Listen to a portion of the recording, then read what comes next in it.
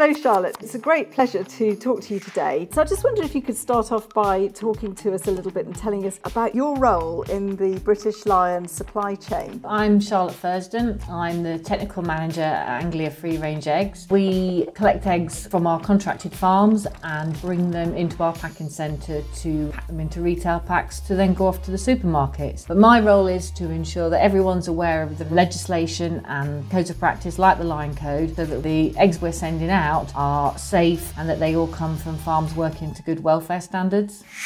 What sort of key areas do you have where you have to implement certain controls to make sure that everything is suitable for a Lion stamp at the end of the day? So every flock that comes in will have a Lion Code passport, and that will tell their full history of that flock to that date, and that includes details of their vaccinations that they have during rear, which will include a salmonella vaccination. That gives them protection all the way through their laying life. So the protection that the vaccination gives to the birds means that they don't get salmonella, but also, of course, critically, it means that the eggs that they lay are free from salmonella too. There's regular testing, so all the flocks have to be part of the National Control Programme for salmonella, so that's a legislative requirement, where flocks are tested from point of lay, so from 22 to 26 weeks, and then we do regular tests throughout the flock's life. So what about the eggs? How does that work? We take the eggs as they arrive, and we take a tray of 30 clean eggs, and you send that tray to an accredited laboratory. They then have a special testing procedure which is defined within Lion as to how to do this.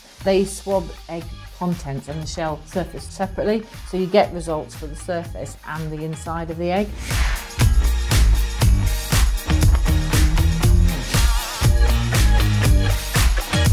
I've heard of something called the Lion Training Passport. Can you tell us a little bit about it? There's training in sort of bird welfare, health and welfare, there's training for biosecurity and security, and there's training in food safety. The scheme only started this year, so all your staff have to be registered in the Lion Training Passport, and you have to show progression through those training modules to improve your knowledge. I just wondered if you could perhaps elaborate a little bit on what biosecurity means and how you actually have to implement controls in relation to that.